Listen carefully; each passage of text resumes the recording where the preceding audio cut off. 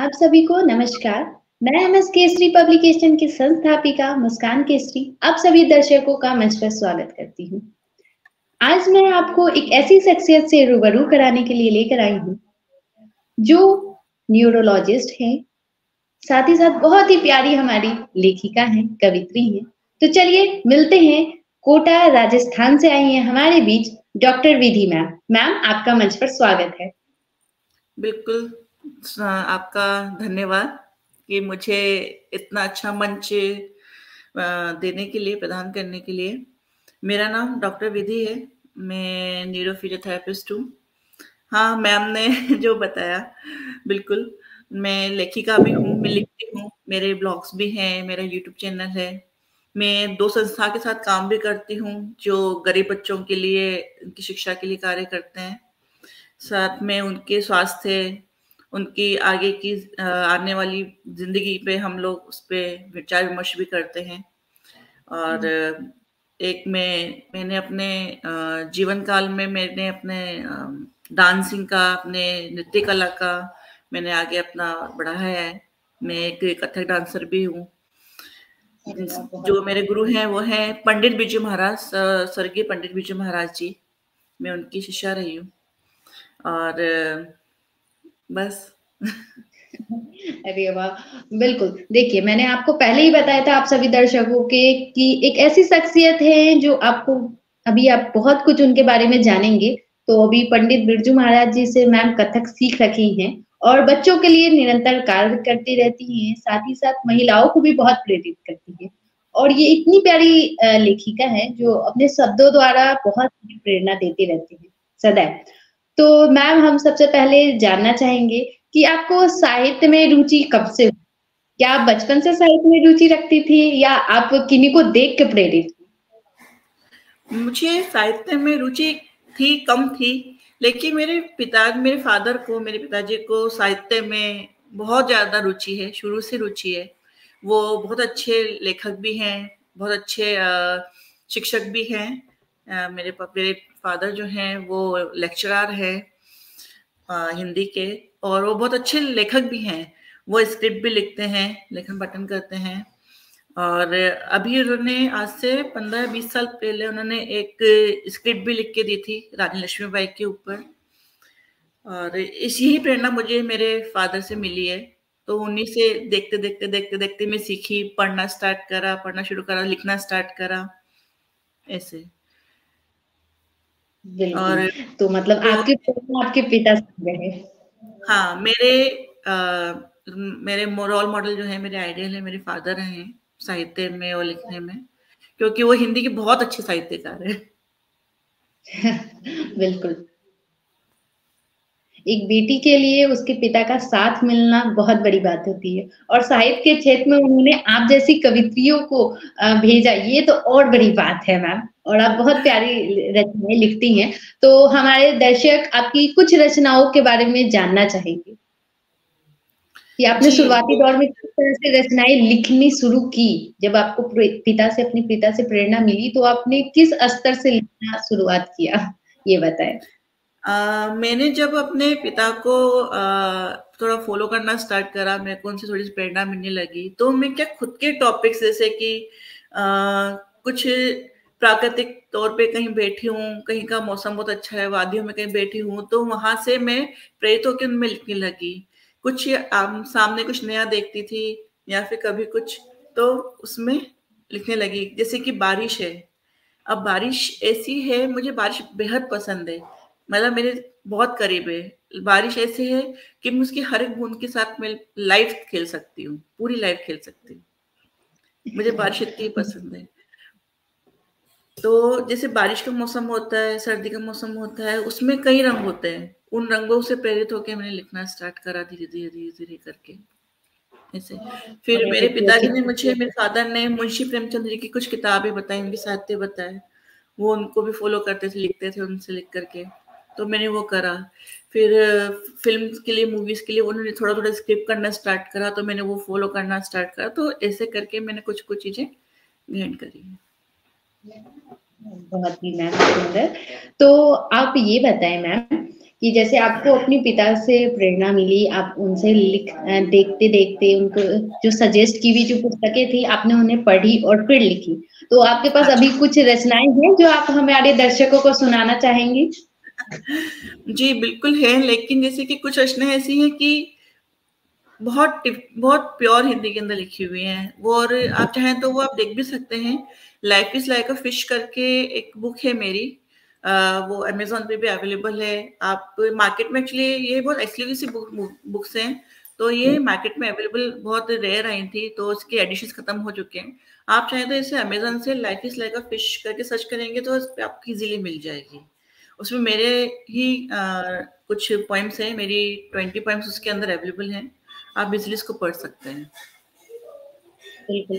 Ma'am ने बता भी दिया है आप सभी को कि अमेज़न पे जाके आप उस पुस्तक को ले सकते हैं और उसे पढ़ सकते हैं कि मैम की उसमें 25 रचनाएँ सम्मिलित की गई हैं। वह पुस्तक बहुत ही लोकप्रिय हो गया था, जिसके कारण आम तौर पे मार्केट में नहीं मिल पा रहा है। बट फिर भी हुँ। आप सभी डायरेक्ट जाके अमेज़न से ऑर्डर कर सकते हो और घर बैठे मँगवा के मैम की रचना पढ़ सकते हैं। तो ये बहुत ही बिल्कुल। सहूलियत दी आपने सभी दर्शकों को। तो मैम ये बताइए कि जैसे कि आप अपने पिता को देखते हुए साहित्य में इतना अच्छा कर रही थी, तो फिर आपको कैसे आपको न्यूरोफिजियोलॉजिस्ट के जड़ में सोची और फिर आप उसके तरफ तैयारी करने लगी? उस बीच क्या आपका साहित्य छूटा था? नहीं, मेरा उस समय साहित्य नहीं छूटा सबसे अच्छी बात है। और मेरा मेडिकल प्रोफ़ेशन में आने का यही था मेरा मार्गदर्शन करना। एक्चुअली मैंने देखा है कई लोग गरीब होते हैं जो इलाज नहीं करा सकते हैं। बस एक सेवा भाव था कहीं जो मुझे करना था। तो इसलिए मैंने अपना मेडिकल फ़ील्ड पकड़ा। मैं चिकित्सक लाइन में आई, चिकित्सक बनी। लेकिन मुझे क्या है न्यूरो फिजियोथेरेपिस्ट इसलिए बनना था क्योंकि कई लोग ऐसे होते हैं जो दवाइयाँ अफ़ोर्ड नहीं कर पाते, जो फिर बिल्कुल, कसरत के साथ, ट्रीटमेंट के साथ, एक्सरसाइज़ के साथ ठीक होना चाहते हैं, बिल्कुल। इसलिए। क्योंकि बस मेरा एक उद्देश्य है कि समाज में बस गरीब जो हैं, इंसान हैं, जो गरीब मानव है, लोग हैं, उनको सेवा प्रदान करती रहूँ, निस्वार्थ सेवा करती रहूँ। बिल्कुल मैम, आपने शुरुआत में ही बताया आप बहुत ही सामाजिक और साहित्यिक कार्यक्रमों में हमेशा सम्मिलित होती हैं और आप ज़्यादा से बिल्कुल, ज़्यादा चाहती हैं कि लोगों का, बच्चों का, महिलाओं का, बुजुर्गों का ज़्यादा से ज़्यादा सेवा करें। उसी का आप बिल्कुल। पे है कि माता रानी का आशीर्वाद है जिसके कारण आप इतनी सुंदर-सुंदर रचनाएँ लिखती रहती हैं और आपके पिता का खासकर है आशीर्वाद, जो उनके कारण आज हम आप सभी से मिल पा रहे हैं, आपकी इतनी सुंदर व्यक्तित्व को जान पा रहे हैं। तो मैम आप चाहेंगे जैसे कि आपने बताया कि आप पंडित बिरजू महाराज जी की छात्रा रह चुकी हैं, आप कथक सीखी हैं। तो मैम ये बताइए कि आप साहित्य को लेके, मेडिकल फील्ड को लेके साथ-साथ आप नृत्य को भी इतना महत्व दे पाती थी। तो इतने सारे फील्ड में आप कैसे मतलब सम्मिलित हो पाईं? कैसे-कैसे आप आगे बढ़ी? नृत्य का तो ऐसा है कि मैंने बहुत सारे स्पेशली मैंने सरोज खान मैम को बहुत फ़ॉलो करा है। वो भी नहीं है अभी हमारे बीच, उनका भी 3 साल पहले देहांत हो गया था। मैंने उनको शुरू से देखा है क्लासिकल में, वो मेरी सबसे बड़ी आइडल रही हैं और पंडित बिरजू महाराज जी।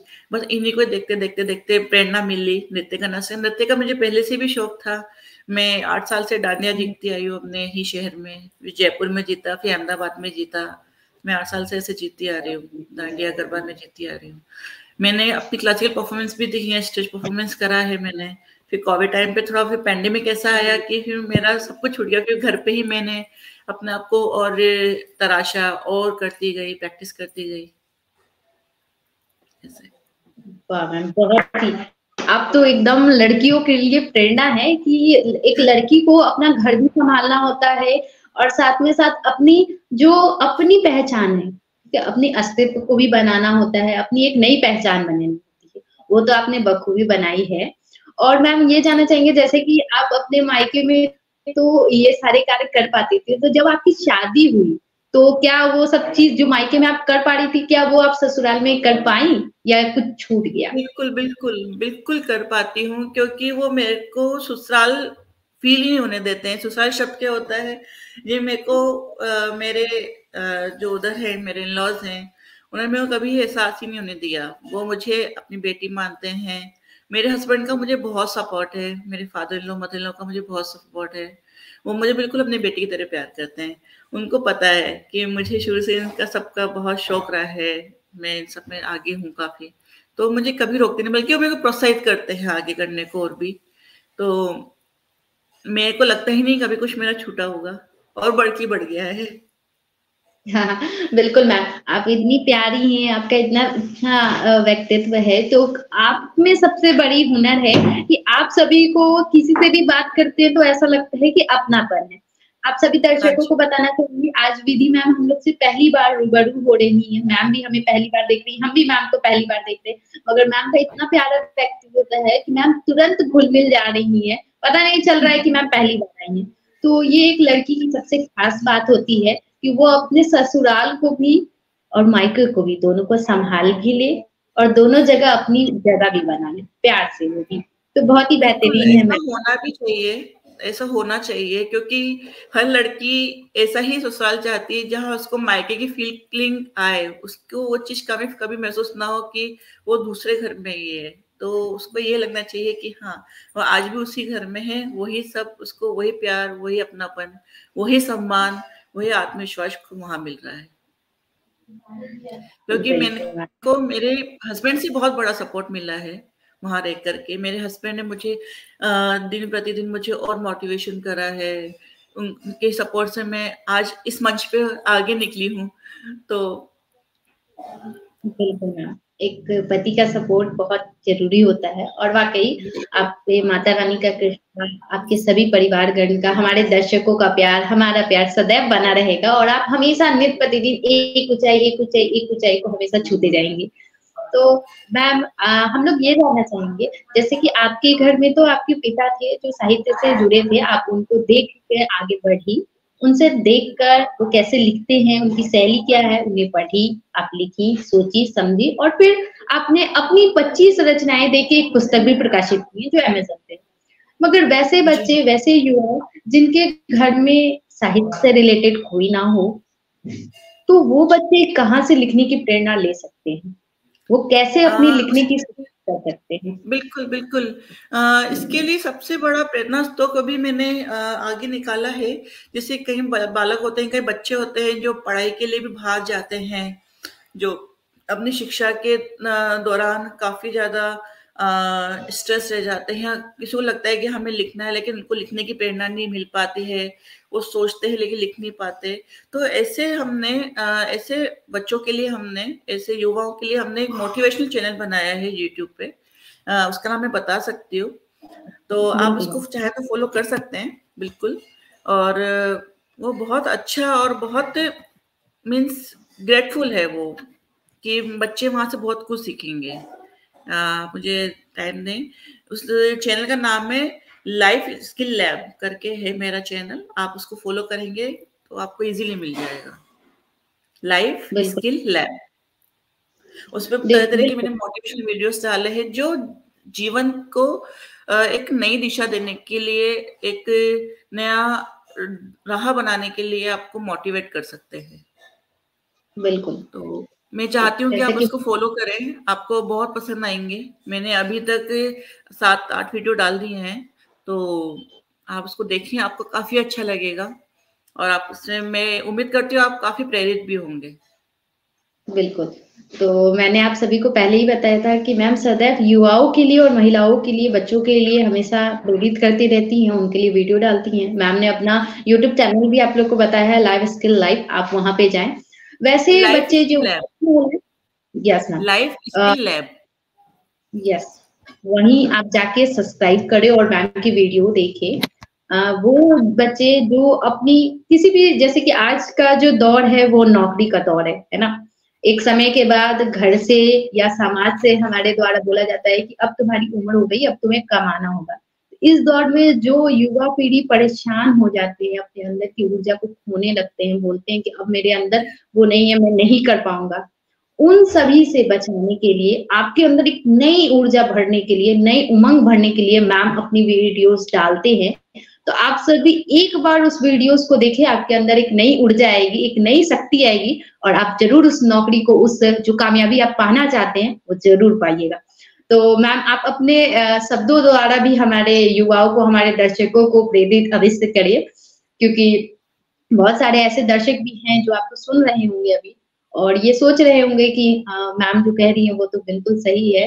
मैं किसी ना किसी दौर पे हर आदमी अपनी ज़िंदगी में गुज़रता है, तो उस पे आप बताएँ मैम। ओके, बिल्कुल, बिल्कुल, बिल्कुल बताना चाहूँगी। जैसे एक छोटा-सा एक उदाहरण मैं आपको देती हूँ। ये मेरे खुद के ही जीवन की घटना बता रही हूँ मैं आपको। मैं जब कोविड टाइम पे हमारी ड्यूटीज़ लगी थी, मैं पैंडेमिक में चल रही थी उस टाइम पे, तो मेरा जयपुर में जॉब था, मैं नौकरी करती थी जयपुर में, उस समय अपनी सेवाएँ वहीं देती थी। वहाँ से मुझे गवर्नमेंट के रूल के अकॉर्डिंग मुझे कॉल आया, मेरे पास मैसेज आया कि डॉक्टर विधि मैम आपको इस हॉस्पिटल में, एसएमएस हॉस्पिटल में आपको जॉब करना है, ड्यूटी देनी है। कोविड के पेशेंट्स हैं और कोविड का सेकंड लेयर बहुत हाई वेव आया था, जिसके बारे में हम सब जब जानते हैं और उस ड्यूरेशन में 100 डॉक्टर्स की डेथ हुई थी उस सेकंड वेव में। उस कंडीशन में मैं थोड़ी-सी डर गई। मैं तो स्ट्रॉन्ग थी, मेरी मम्मी और मेरे पापा बहुत डर गए थे, मेरा परिवार बहुत डर गया था कि कहीं मैं बीमार नहीं पड़ जाऊँ, कहीं उन पेशेंट्स के बीच में रह के कहीं मुझे कुछ नहीं हो जाए। मैंने उनको थोड़ा-सा मोटिवेट करा, मैंने उनको तसल्ली दी। मैंने ये कहा कि मैंने कहा एक बात मुझे बताइए कि अगर मैं कहीं दूर बाहर रह रही होती और मुझे वहीं ये अपॉर्च्युनिटी मिलती सेवा करने की, तो आप तब क्या करते? या फिर मैं फ़ौज में होती या फिर मैं किसी एयरलाइंस में होती, किसी और कहीं दूर बैठ कर के मैं ये सेवा दे रही होती, तब आप क्या करते? तो मैंने कहा मेरा ये दायित्व है, मेरी ड्यूटी है कि मुझे ये सेवा प्रदान करनी है। क्योंकि मैंने जब मेडिकल का अपना ग्रेजुएशन पूरा करा था, मैंने अपना पाठ्यक्रम पूरा करा था, तो हम यही कसम खाते हैं कि हम पेशेंट्स की, हम मरीजों की दिन-रात दिल से सेवा करेंगे, निस्वार्थ भाव से सेवा करेंगे। तो फिर मेरे माता-पिता, मेरे पेरेंट्स को उनको लगा कि नहीं सही है, तो फिर मैंने आगे हाँ करी, फिर मैंने वहाँ ड्यूटीज़ दी। फिर मेरी ड्यूटीज़ 3 दिन की कंटिन्यू होती थी। हम 52 डिग्रीज़ का पीपीटी सूट पहन करके हम लोग ड्यूटीज़ देते थे। बट भगवान की ऐसी कृपा रही कि मुझे बिल्कुल भी कोविड टच नहीं कर पाया। हमारा हर दूसरे दिन कोविड टेस्ट होता था, हमें कोविड बिल्कुल टच नहीं कर पाया। फिर जब डॉक्टर्स की डेथ होने लगी, 100 डॉक्टर्स की डेथ होने लगी तब फिर सरकार ने, मोदी जी ने ये डिसीजन लिया कि हम सभी डॉक्टर्स को उनके शहर में नियमित कर देंगे, वहाँ भेज करके इनको ड्यूटीज़ जॉइन कराएँगे। ऐसे मतलब आपको अपने प्रेरणा स्रोत आपके आस-पास के लोगों से ही मिलेगा, आपको कहीं बाहर जाने की ज़रूरत ही नहीं है। आप संदीप माहेश्वरी को फ़ॉलो कर सकते हैं। Sandeep Maheshwari is very good speaker, बहुत अच्छे स्पीकर हैं, उनके मैंने मोटिवेशन वीडियो बहुत सुने हैं। मैं अपने लाइफ स्किल लैब को भी आप फ़ॉलो कर सकते हैं, मेरे यूट्यूब चैनल को मोटिवेट होने के लिए। कुछ पुस्तकें हैं, आप उनको मोटिवेट करने के लिए पढ़ सकते हैं। अगर आप डिमोटिवेट होते हैं, कुछ एक्सरसाइज़ेज़ हैं उनको करने के लिए, जिसको आप करेंगे तो मैं यकीन से कह सकती हूँ कि आपका माइंड ज़रूर स्टेबल होगा और आप अपनी राह खुद चुन पाएँगे। बिल्कुल मैम। पहले तो आपका सत-सत नमन मैम। आपने कोविड के दूसरे वेव में, जहाँ सही बात है इतने सारे डॉक्टर्स हो गए, उस बीच आपने अपनी ज़िंदगी को दाँव पे लगा के, अपने बारे में ना सोच के, अपने परिवार के बारे में ना सोच के, आपने सारी जनताओं के बारे में सोचा कि नहीं, मेरा ये धर्म है, मुझे ये करना चाहिए। आपने अपने फैमिली को पहले समझाया, अपने परिवार को बताया कि कुछ नहीं होगा। उनके विश्वास और आपके विश्वास के कारण सारे मरीज़ भी ठीक हुए और आप भी स्वस्थ हमारे बीच में। तो बहुत बड़ी बात है। इसलिए सबसे पहले आप खुद को अपने घर में अपने आप को मोटिवेट रखें और मैम ने बताया भी है कि आप कहाँ-कहाँ से मोटिवेट हो सकते हैं और बिल्कुल लाइफ में कभी भी डीमोटिवेट नहीं होना है, अपनी ऊर्जा आपको खुद ही बनानी होगी। तो मैम आप इतने सारे सेक्टर में काम कर रखी हैं और करते रहती है निरंतर, तो आप तो ऑल राउंडर हैं। तो ऐसा कोई चीज़ जो हमारे दर्शक या हम नहीं जानते हों, कुछ आपके टॉप सीक्रेट हॉबीज़ हो या कुछ ऐसी चाहते, तो वो हम सभी को ज़रूर बताएँ मैम। मेरा ऐसा कोई टॉप सीक्रेट नहीं है। जो मेरा जीवन है बिल्कुल खुली किताब की तरह है, जो कोई भी पढ़ सकता है। क्योंकि आपके जीवन में ऐसा कोई सीक्रेट हो ही नहीं चाहिए कि सामने वाला आपको समझ ही ना पाए। आप अपने मन को चंचल बना के रखें, थोड़ा-सा एटीट्यूड रखें, वो अच्छी बात है। लेकिन इतना सा बना के रखें कि वो लोगों के सामने झलके नहीं। आपके चेहरे पे, आपकी बात करने के तरीके में आपकी मिठास झलकनी चाहिए। एक तहज़ीब झलकनी चाहिए, जो तहज़ील होती है हमारी, वो झलकनी चाहिए। तो ये सबसे बड़ा इंसान के लिए बहुत बड़ा प्रेरणा स्रोत होता है सामने वाले के लिए कि सामने वाला आपसे किस तरह से प्रेरित हो सकता है। बिल्कुल। ऐसा है। बहुत ही सुंदर मैम आप जवाब देती हैं। तो मैम आपने अभी एक भी अपनी कविताएँ या कोई गाना नहीं सुनाई, तो आपकी कोई ऐसी पसंदीदा गाना या आपकी कोई अपनी कविता ऐसी जिसको आप बेहद अपने काम के समय गाती हों? तो वो हमारे दर्शकों को अवश्य सुनाएँ मैम। ऐसा नहीं है कि मैं कुछ स्पेसिफिक ही सुनती हूँ। मेरा एक सॉफ्ट म्यूज़िक है, बस वो ही चलता है। जैसे कि कभी ओम की जो मेडिटेशन धुन होती है, वो चलती है। मैं ओम मेडिटेशन बहुत ज़्यादा मानती हूँ। मेरा मेडिटेशन है भी बहुत स्ट्रॉन्ग। जैसे कि कभी मैं खुद डिप्रेस होती थी या किसी काम में मेरा मन नहीं लगता था, कभी काम करते-करते मैं थक जाती थी। हार्डली आप 5 मिनट या 2 मिनट आप मेडिटेशन में बैठ जाएँ, आँख बंद करके। आपका मन इतना शांत हो जाएगा, इतना रिलैक्स हो जाएगा कि आप फिर जैसा चाहेंगे, जैसा आप लिखना चाहेंगे, पढ़ना चाहेंगे, सोचेंगे, वैसा ही आपके साथ होगा। मेरे लिए जैसे कि मैं क्या ओल्ड मूवी सॉन्ग सुनती हूँ, मुझे स्पेशली लता मंगेशकर जी के सॉन्ग बहुत पसंद है, मैं बहुत सुनती हूँ। लेकिन उसका एक टाइम पीरियड होता है मेरे साथ। जैसे कि मैं काम कर रही हूँ या मैं खुद की पढ़ाई में अपना लगी हूँ, तो मैं अपने सॉफ्ट म्यूज़िक जैसे कभी कृष्ण जी की वो है मुरली है, उनकी जो धुन है वो सुनती हूँ। कभी राधा कृष्ण की धुन सुनती हूँ, कभी ओम नमः शिवाय का धुन सुन लिया। तो इस तरह से ये चीज़ें मोटिवेट करने के लिए आपको काफ़ी है।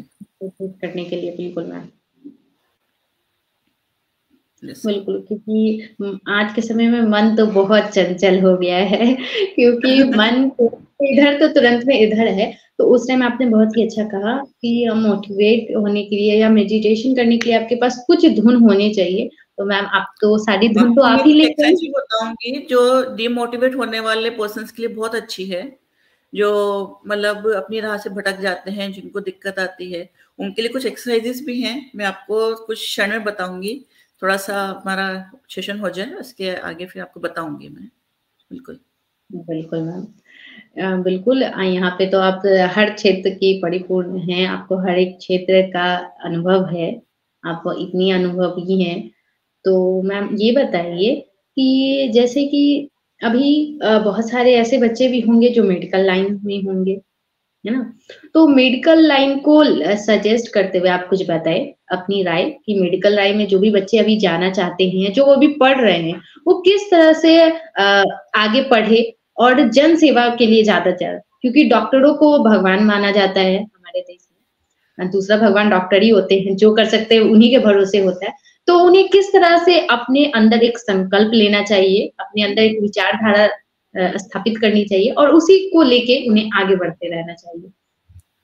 बिल्कुल जैसे कि अगर आप मेडिकल लाइन में जाते हैं, डॉक्टर बनना चाहते हैं, बस अपने मन में सेवा भाव रखें कि हमें आगे चल के निस्वार्थ भाव से हमें मरीजों को हमारी सेवा प्रदान करनी है, जिनके पास कुछ नहीं है, गाँव में कुछ नहीं है, जो गरीब हैं, जो इन सब चीज़ों का एफर्ट नहीं कर सकते हैं, तो उनके लिए हम निःशुल्क सेवा प्रदान कर सकें। गाँव में जाके, पिछड़े शहरों में जाकर के बच्चों को, महिलाओं को हम उनसे रिलेटेड बीमारियों से रिलेटेड हम उनको शिक्षा प्रदान कर सकें।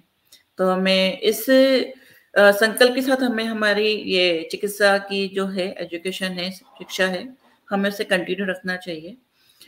सब पहली बात ये है कि अगर आप डॉक्टर बनना चाहते हैं, तो उसके लिए आपको सबसे पहले अपनी राह पक्की करनी चाहिए, क्योंकि इसमें कॉन्संट्रेट होना बहुत ज़रूरी है। आप इस राह के अंदर जाके आप इधर या इधर नहीं जा सकते हैं। इसका सिर्फ़ एक ही राह है, सीधी राह चल कर के आपको इसको पाना होता है।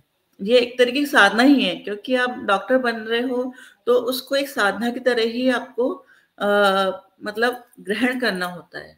आपको दिन-रात मेहनत करनी होती है, पढ़ना पड़ता है, लिखना पड़ता है, आगे प्रैक्टिकल्स होते हैं, तो उनमें आपको अपना नॉलेज बताना पड़ता है। फिर आप डॉक्टर बनते हैं, तो आपके सामने जब पेशेंट्स आते हैं और मेडिकल लाइन की एक नहीं बहुत सारी फ़ील्ड्स होती हैं, जैसे कि स्त्री रोग में आप जा सकते हैं, शिशु रोग में आप जा सकते हैं, हड्डी विशेषज्ञ में आप जा सकते हैं और ये नस और न्यूरो में आप जा सकते हैं।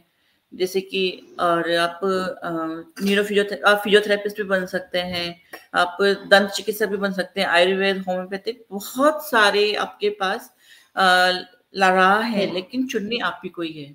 आप ये कई बच्चे सोचते हैं कि हमारे 99% बनी है 12th में, भाई हम ऐसे ही क्लियर कर जाएंगे, लेकिन ऐसा नहीं हो पाता है। कई बार 99% वाला बच्चा पीछे रह जाता है और 60% वाला बच्चा आगे निकल जाता है। तो ये चीजें क्या है, कितनी बार बच्चों के बीच में डिमोटिवेशन पैदा कर देती है कि नहीं वो ऐसा था, वो ऐसा निकल गया, मैं ऐसा कैसे रह गया, मैं इतना अच्छा था पढ़ाई में 99% वाला, मैं पीछे कैसे रह गया। तो मैं यही कहना चाहूंगी कि आप उस कार्य को आप अपनी सहजता के साथ करें, सरलता के साथ करें, तो यकीन के साथ आप आगे निकलेंगे। और बस एक दिल में सेवा हो, हमेशा वही लेके चलें, क्योंकि जब आप डिग्री लेने जाते हैं अपने फाइनल एग्जाम्स के बाद, फाइनल डिग्री लेने जाते हैं, तो आपको यही कॉन्सेंट्रेट करा जाता है कि आप हमेशा मरते दम तक आप मरीजों की निस्वार्थ भाव से सेवा करेंगे। बहुत ही अच्छा मैंने बताया। और बिल्कुल मार्क्स के पीछे तो हमें कभी भी नहीं जाना चाहिए, क्योंकि मार्क्स आपकी सिर्फ वो बताएगी, मगर आपके अंदर क्या काबिलियत है वो आप खुद दर्शा सकते हैं, तो उसके लिए क्योंकि आपके निरंतर अंदर कार्य का आप खुद बता सकते हैं और कोई नहीं जा सकता है। कहते हैं एक हीरे को एक जोहरी तराश सकता है, एक पत्थर को जब तराशते हो तो वो हीरा ही बनता है। तो आप समझ लो आप एक पत्थर हो और तराशना भी आपको खुद को ही है, हीरा भी आपको खुद को ही बनाना है।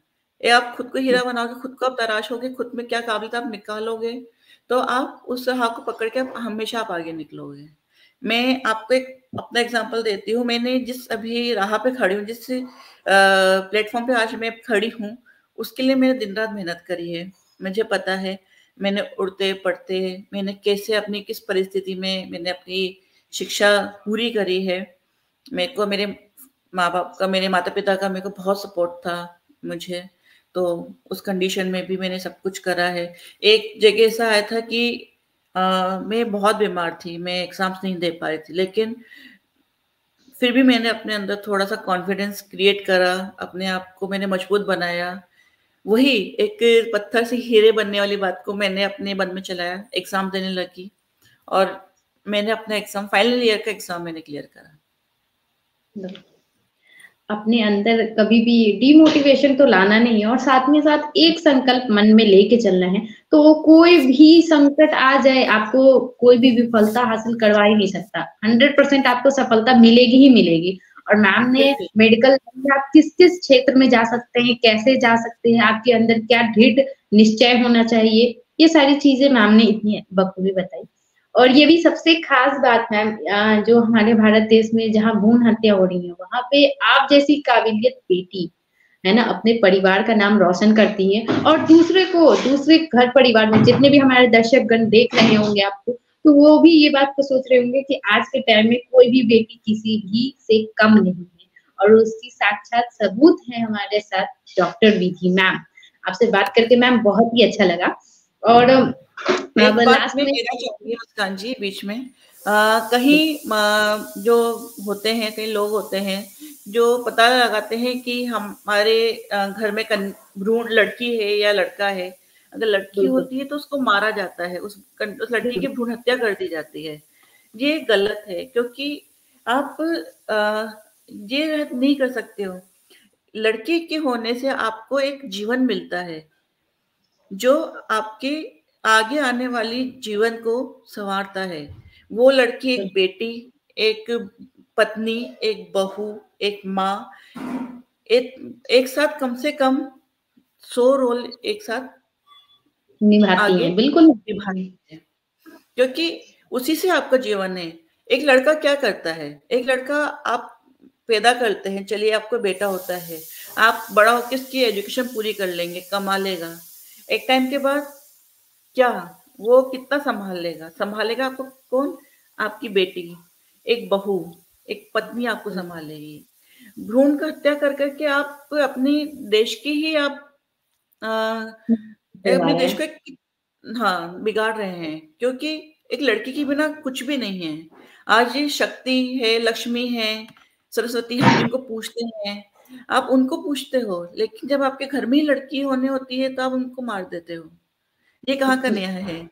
आज के एक्ट के अकॉर्डिंग अगर देखा जाए, अकॉर्डिंग टू लॉ देखा जाए तो अगर आप भ्रूण हत्या करते हैं, तो आपके ऊपर 5 लाख का जुर्माना और कैद आपको बताई जाती है। तो लेकिन उससे क्या फ़र्क पड़ रहा है? आप कितनी भ्रूण कन्याओं की हत्याओं को रोक लेंगे?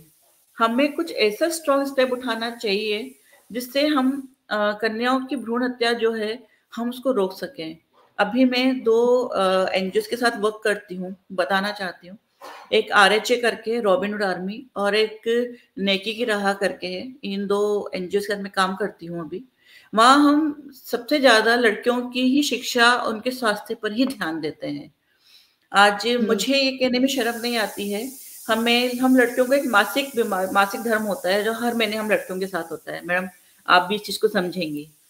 हम बिल्कुल, उस बिल्कुल। संस्था के साथ मिलकर के गाँव की औरतों को कपड़ा लेने से रोकते हैं। वो कपड़ा इतना हानिकारक होता है, जो औरतें यूज़ करती हैं गाँव में, उससे उनके इंटरनल पार्ट्स में, अंदर के पार्ट्स में, उनके गर्भ में, योनि में, गर्भ में कई तरह की बीमारियाँ हो जाती हैं, जैसे कि कैंसर होना और इन्फेक्शन होने की वजह से उनके ना भ्रूण को, उनके गर्भ को निकाल दिया जाता है।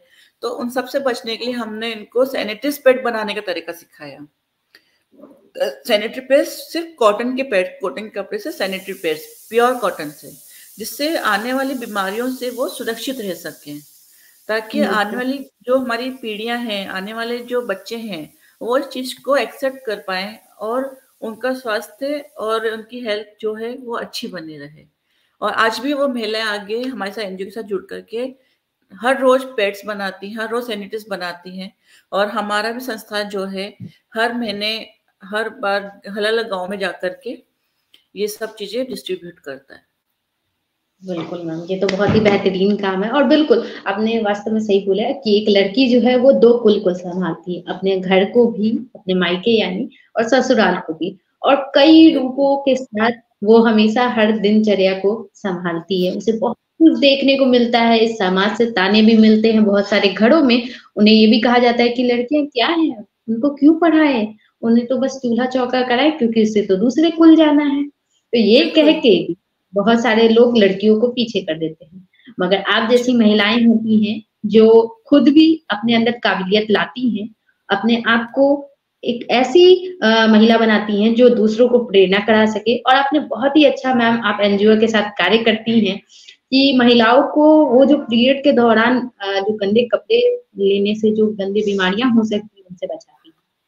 तो आपको तो मैम एक तो आप डॉक्टर हैं, ऊपर से इतनी अच्छी लेखिका, आप इतना अच्छा डांस करती हैं खुद भी और आप इतने अच्छे-अच्छे क सामाजिक और साहित्यिक कार्य भी करती रहती हैं। तो ये बहुत ही बेहतरीन पल है, जो हम आपसे मुलाकात कर रहे हैं और हमारे दर्शक आपको सुन रहे हैं। तो मैम जैसे आप इतने सारे एनजीओ से काम कर रहे हैं तरह-तरह के गाँव में जाती हैं। तो आप ये बताएँ मैम सबसे पहले तो आप ये बता दें कि आप राजस्थान कोटा से हैं। कोटा जो जिला है उसको जाना जाता है पढ़ाई-लिखाई के ज़्यादा हुँ, और राजस्थान तो अपने आप में बहुत ही सुंदर राज्य है। तो उसके जी। बारे में सबसे पहले आप बताएँ, ताकि हमारे दर्शक अगर कभी वहाँ जाएँ तो वो क्या देखें वहाँ पे जाके? वहाँ की प्रसिद्ध जो कुछ खाने की वस्तु हो या घूमने की वस्तु हो या पहनने की वस्तु उसके बारे में? बिल्कुल, बिल्कुल।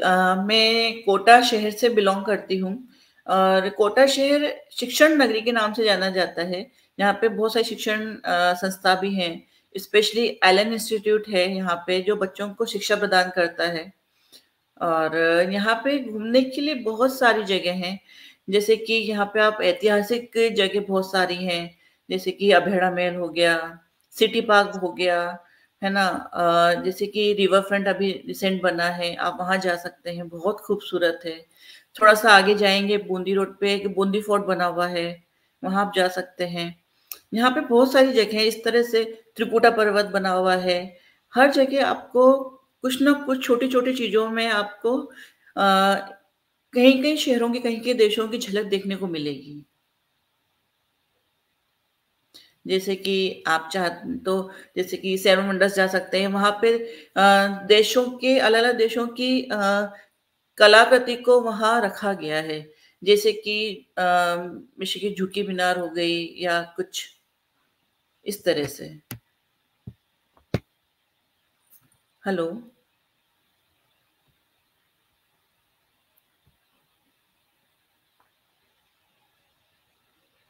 हेलो?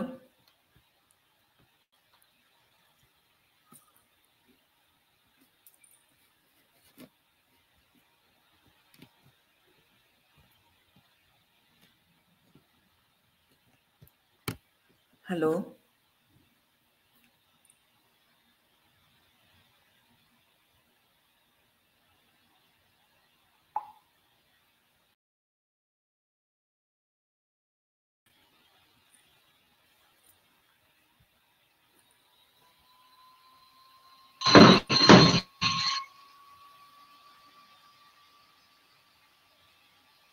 डॉक्टर विधि मैम, डॉक्टर विधि आ रही, डॉक्टर विधि मैम आपको मेरी आवाज आ रही है? हाँ जी, हाँ जी, आ रही है, अब आ रही है। पहले शायद थोड़ा-सा कनेक्शन प्रॉब्लम हुआ था, तो आप डिस्टर्ब हो गए थे।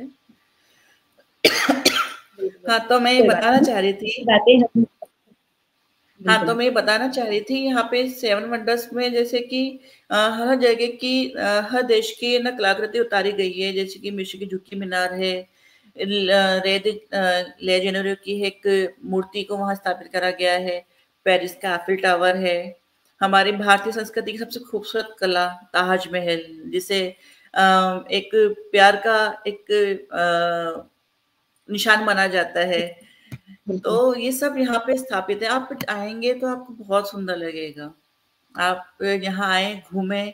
यहाँ का कोटा डोरिया कपड़ों के लिए बहुत फ़ेमस है और यहाँ पे आप आएँगे तो कचौरी यहाँ की बहुत फ़ेमस है। यहाँ की कचौरियाँ दुनिया हमारे कोटा शहर के अलावा बाहर भी फ़ेमस हैं। तो मैं आग्रह करूँगी मेरे सभी दर्शकों से कि वो यहाँ आएँ, यहाँ घूमें, आपको बहुत अच्छा लगेगा। बिल्कुल मैम। और आप जैसी इतनी प्यारी कवियत्री लेखिका से जिस जगह पे हैं, उनसे भी रूबरू होने का आप सभी को मौका मिलेगा, ये भी है। बिल्कुल। कि तो मैम आप हमने जैसे आज सुन रखा है कि आपकी बहुत जल्द क्लिनिक कहीं जगह पे खुलने वाली है, तो उसके बारे में जी। थोड़ा हमारे दर्शकों को भी बताएँ। और अभी मैं पुणे में शिफ्ट करने जा रही हूँ। पुणे में अपना चालू करूँगी। एक्चुअली मैं क्लिनिक खोलूँगी, एक घर के अंदर अपने ही घर में थोड़ा-सा छोटा-सा चालू करूँगी। क्योंकि मेरा अभी भी वही मानना है कि चाहे आप नौकरी करो, चाहे नहीं करो, लेकिन आपकी जो सेवा भाव है, वो आपकी तरफ से कभी भी कम नहीं होनी चाहिए। मेरा क्लिनिक इसी पर्पज़ से अगर मैं घर में खोलती हूँ, जब भी खोलूँगी पुणे में, तो मेरा एक ही सेवा भाव रहेगा यही कि मैं मरीजों की निःशुल्क सेवा उनको दे सकूँ, उनको निस्वार्थ से उनकी रोग को उनके रोगों का निदान कर सकूँ। तो यही मेरा टारगेट है। अरे वाह! दैट्स बहुत ही इट। सुंदर मैम, बहुत ही सुंदर व्यक्तित्व जितनी आपकी अच्छी है, जितनी सुंदर आप खुद भी हैं, उतना ही सुंदर आपका व्यक्तित्व है, उतनी ही सुंदर आपके विचार है, उतनी सुंदर आपकी एकदम दृढ़ निश्चय के साथ आप आगे निरंतर कार्य करती हैं, महिलाओं को प्रेरित कर रही हैं, एनजीओ के साथ मिलकर हमेशा सामाजिक कार्य कर रही हैं, ऐसी बीमारियों से बचा रही हैं उन महिलाओं को जिनके बारे में उन्हें पता भी नहीं होगा। बिल्कुल, तो आप जब गाँव में जाती हैं, जब ये बात के बारे में चर्चा करती हैं कि आपको ये जो पेट्स में आप गंदे कपड़े यूज़ करते हैं, उससे आपको ये बीमारी हो सकती है। तो क्या वहाँ की कुछ महिलाएँ इस बात को समझ पाती हैं? हाँ, इस चीज़ में ये बहुत अच्छा प्रश्न आपने पूछा है। जब मैं पहली बार इस कोटा शहर के एक जिले में गाँव में गई थी, तब मैं मेरे साथ 2 गर्ल्स थी और 2 जेंट्स भी थे हमारे साथ। तब हम सैनिटरी पैड्स लेके गए थे जब हमने बनवाए थे स्पेशली। हम 7-7 के मतलब पैक का हम लेके जाते थे, है ना? जब हम वहाँ जाते थे, तो वहाँ की औरतें आने में टकराती थी, घबराती थी कि आदमी है, कैसे जाएँ? हम ऐसी बातें खुले में कैसे करें? शर्म आती थी। वो घूंघट लेकर के आती थी ताकि ना वो कोई हम अगर वो पूछें तो उनको पहचान नहीं पाए। अगर कोई गर्भावस्था में है, अगर उनको कुछ पूछना है, उनको पता लगा कि डॉक्टर आई है, उनको कुछ पूछना है, तो अपने आदमी के साथ कभी नहीं आती थी। वो आती थी अकेले, क्योंकि उनको शर्म आती थी कि हम आज हमारे पीरियड्स, हमारी गर्भावस्था, प्रेगनेंसी के बारे में हम ओपन में कैसे बात कर सकते हैं। फिर मैंने उनके कुछ सेशंस लेना स्टार्ट करे, मैं उनसे जाके मिलने लगी। हर वीक जाते थे हम, 3 गर्ल्स 2 बॉयज़ हम फिक्स जाते थे, उनसे मिलने जाते थे। ऐसा नहीं था कि मैं जीन्स टी-शर्ट में जा रही हूँ, मेरे को उनके साथ ही उनके जैसा बन के जाना पड़ता था। उनको मैंने समझाया, मैंने उनको वीडियोज़ दिखाई, पिक्चर्स दिखाई, मैंने उनको बहुत मोटिवेट करा। वही जैसे मैंने आपको पहले बताया था कि मोटिवेशनल आपके दिमाग में चलना चाहिए, हमारे स्वास्थ्य को लेकर के, तब आप कुछ कर सकते हैं। फिर धीरे-धीरे करके जिस दिन मैं गई थी, मुझे आज भी याद है, जिस दिन गई थी उस दिन सिर्फ 2 लड़कियाँ थी जो मेरे सामने बैठी थी। फिर नेक्स्ट वीक 4 हुई, फिर उसके नेक्स्ट वीक 8 हुई। ऐसे करते-करते एक टाइम वो आया कि मैंने एक दिन बैठ कर के 20 लड़कियों और औरतों को बैठ कर के मैंने इससे महामारी में होने वाली बीमारियों के बारे में उनको समझाया कि ये गंदा कपड़ा यूज़ करने से क्या हो सकता है, इसको यूज़ करने से क्या हो सकता है। उस तरह की पिक्चर्स इनको मैं दिखाती थी, तो वो खुली। इस तरह से जाके उनके अंदर जागरूकता जगी। आज वो हैं उस दौर में हैं कि आज वो जाके खुद मार्केट से खरीद लेते हैं। क्योंकि हमने एक हेल्थ केयर मिनिस्टर के थ्रू हमने एक एप्लीकेशन डाली थी कि सैनिटरी पैड्स को लेकर के थोड़ा-सा रेट डाउन करा जाए, क्योंकि हर कोई नहीं खरीद पाता है। तो फिर उनकी रेट्स डाउन करके ₹10 ₹20 का पैक करा गया, जो आज औरतें खरीद लेती हैं इज़िली। That's it. वो तो बहुत ही अच्छा कार्य कर रही हैं मैम, क्योंकि ये भी बात सही है कि हर घर की जो आर्थिक स्थिति होती है, वो संभव नहीं हो पाती है कि वो सारे खर्च करे, मगर ये ₹10 ₹20 करके आपने उन्हें एक ज़रिया दे दिया ताकि वो खरीद भी सकें। तो बहुत ही बिल्कुल, सुंदर और विचार, हमने उनको बहुत ही बनाना भी अच्छी सिखाया आप है, कार्य ऐसा कर नहीं रही है हैं कि और हम हाँ जी, हमने उनको बनाना भी सिखाया है। ऐसा है कि इन्हें अगर खरीदना नहीं खरीद सकते हैं, तो हमने उन्हीं कपड़ों से, कॉटन के कपड़ों से हमने उनको वो चीज़ बनाना भी सिखाई है, ताकि वो आगे इस चीज़ के लिए मोहताज ना बहुत हो कि हम क्या कर सकते हैं, क्या करें, कहाँ से लेकर आएँ? That's it. बहुत ही सुंदर मैम, बहुत ही सुंदर। हमारे सारे दर्शक भी आपको सुन के बहुत ही खुश हो रहे हैं कि आज हम उनकी कैसी शख्सियत से हम बात कर रहे हैं, जो इतनी सारी क्षेत्रों में कार्य भी कर रही हैं और निरंतर एक नई चीज़ें, शायद इस चीज़ों पे किन्हीं की ध्यान भी नहीं है और जिसके बारे में आप बता रही हैं, तो ये अपने आप में बहुत बड़ी बात है कि आप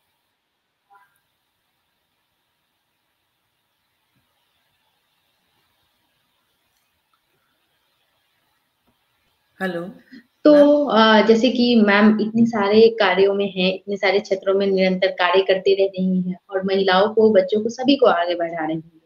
ऐसा नहीं है कि कोई भी पीढ़ी छूट रही है। मैम सभी पीढ़ी को लेकर आगे बढ़ रही हैं, सभी को मोटिवेट कर रही हैं, ऊर्जा एक दे रही हैं ताकि वो प्रेरित होके आगे निरंतर कार्य करते रहें। और हमारे सारे दर्शक भी बहुत ही खुश हो रहे हैं मैम को सुन के। तो मैम आप हमारे दर्शकों के लिए क्या कहना चाहेंगी? क्या संदेश देना चाहेंगी? बस इतना ही कहना चाहूँगी कि अपनी राह से कभी ना भटकें, क्योंकि आप जो राह चुनेंगे, वो राह आपको आपके जीवन के अंतिम दौर तक लेके जाएगी। उस सक्सेस तक लेके जाएगी, उस सफलता तक लेके जाएगी, जो आप चुनेंगे। तो मैं यही आग्रह करना चाहूँगी सबसे, यही मेरी विनती रहेगी कि बस आप अपने विश्वास को, अपने आत्मविश्वास को बनाए रखें, उस पे दृढ़ रहें, उस राह को चुन के रखें, उस पे एक राह चल के रखें, तो आप अपनी सफलता को अपने जीवन में ज़रूर पा लेंगे। और एक टाइम ऐसा आएगा जब आप सामने वाले के, दूसरों के लिए आप एक आइडियल पर्सन बनेंगे कि नहीं, अब हम हाँ, ये मुझे फ़ॉलो करे। आज मुझे ये प्रेरणा मुझे मेरे फ़ादर से मिली। मैं अपने फ़ादर को देखती हूँ, मेरे फ़ादर बहुत सीधे हैं, बहुत कम बोलते हैं, लेकिन जो उनकी कला है, उनको कोई छू नहीं सकता है। आज जब वो पढ़ाते हैं तो वो किताब नहीं उठाते, उनको किताब का हर एक पन्ना, हर एक लाइन, हर एक वर्ड याद है। कौन सी चीज़ कहाँ लिखी हुई है आपको बिना किताब के उठा के बता देंगे। मुझे मेरी फ़ादर से यही प्रेरणा बहुत अच्छी मिली है। उनके थ्रू जाती हूँ, तो बहुत कुछ सीखने को मिलता है। मेरी मदर हैं, मेरी मदर ने मुझे एक टाइम ऐसा था कि मुझे खाना करना नहीं आता था, लिटरली बताऊँ। तो एक टाइम ऐसा था कि मेरी मदर को सुबह जल्दी जाना होता था और मैं लेट जाती थी। तो सुबह उठ के मम्मी के साथ में सब्ज़ी बनाती थी, रोटी बनाती थी। उन्होंने धीरे करके मुझे घर की थोड़ी रिस्पॉन्सिबिलिटी देना स्टार्ट करी। तो मेरे को लगा कि अगर मैं काम करूँगी, अगर मुझे बाहर सँभालना है तो मुझे घर भी सँभालना है। एक टाइम ऐसा आएगा जब मेरी शादी होगी तो मुझे दोनों चीज़ें सँभालनी है, तो उसके लिए मेरे पेरेंट्स मुझे तैयार कर रहे हैं। वो मुझे उस राह के लिए तैयार कर रहे हैं जो मुझे अपने जीवन में उतारनी है। तो मैं भी सबको यही कहना चाहूँगी कि कृपया अपने लाइफ़ में एक आइडल पर्सन ज़रूर बना के रखें, क्योंकि वो आपके साथ हमेशा रहेंगे। चाहे वो जीवित हों, चाहे कैसे भी हों, आपके दिमाग में, आपके दिल-दिमाग में एक छवि बना के रखेंगे। बिल्कुल। मतलब ज़िंदगी की राह में हमें कैसे-कैसे तैयार होना है, इसके लिए हमारे बीच एक आदर्श होने चाहिए और सभी बिल्कुल, के लिए उनके माता-पिता आदर्श के रूप में होते हैं। आप अपने माता-पिता से सीख सकते हैं। अगर आप अपने माता-पिता के सहयोग में रहेंगे, तो निश्चित आप अपनी ज़िंदगी की राह में आगे बढ़ेंगे और मैम की इतनी सुंदर व्यक्तित्व और इतनी सुंदर वाणी को सुन के हम सारे दर्शक और खासकर मैं एमएस केसरी पब्लिकेशन की संस्थापिका आपको तहे दिल से धन्यवाद करती हूँ मैम, जो आप इतना अपना बहुमूल्य समय हमारे मंच को दी, हमारे दर्शकों को इतनी सारी जानकारी दी। इसके लिए तहे दिल से आपका धन्यवाद। हम लोग आज thank you so much, doctor बहुत-बहुत धन्यवाद आपका। आज हम लोग कोटा राजस्थान से डॉक्टर विधि मैम को सुन रहे थे, जो ऑल-राउंडर थी, एक ऐसी महिला थी जो हर एक क्षेत्र में निरंतर कार्य की हैं और आज सामाजिक के या साहित्यिक क्षेत्र किसी में भी वैसी चीज़ों को वो पकड़ के चल रही हैं जो शायद किन्हीं का ध्यान भी ना जाता हो। वैसी महिलाओं को, युवाओं को सभी को प्रेरित भी कर रही हैं, खुद भी आगे बढ़ती हैं और उन्हें भी आगे बढ़ाने का ज़रिया देती हैं। और साथ ही साथ उन्होंने ये बहुत ही अच्छी बात कही है कि देखिए, हमारे घर में बेटियों को जन्म देना बहुत ही आवश्यक है। आप देख रहे होंगे डॉक्टर विधि मैम को आपने सुना है, कुल 45 मिनट आप सभी ने उन्हें सुना है। वो अपना जो व्यक्तित्व है, उन्होंने खुद बनाया, अपना अस्तित्व उन्होंने खुद ही बनाया है। उन्होंने निरंतर उस पे कार्य किया है। उस कार्य करने का नतीजा है कि आज विधि मैम हमारे बीच हैं और बहुत ही अच्छा कार्य कर रही हैं। तो आप सभी अपनी बेटी को, अपनी बहू को, अपनी घर की माँ को, सभी को सम्मान दें, उनका जो भी इच्छा हो, उनका सपोर्ट करें, सहयोग करें और उन्हें आगे बढ़ाएँ। बस इसी आशा के साथ आप सभी से मैं अभी अलविदा कहती हूँ। फिर मिलेंगे अगले इंटरव्यू में किसी नए शख्सियत के साथ, उनके व्यक्तित्व को, उनके विचारों को सुनेंगे और उनसे प्रेरणा लेके हम अपने जीवन में अवश्य उतारेंगे। आप सभी का दिल से नमस्कार, अपना प्यार, सहयोग ज़रूर बनाएँ और डॉक्टर विधि मैम की मोटिवेशनल चैनल को सभी सब्सक्राइब ज़रूर करें। तब तक सभी का दिल से धन्यवाद। Thank you so much.